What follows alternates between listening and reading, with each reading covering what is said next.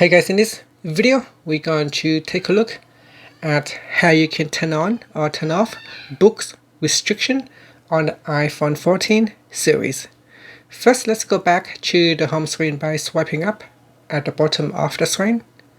Then on the home screen, tap on settings, and in settings go down and tap on screen time.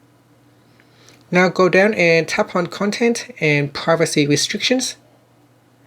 Next, tap on content restrictions and put in the passcode. Next, tap on books, and in here you can select clean or explicit.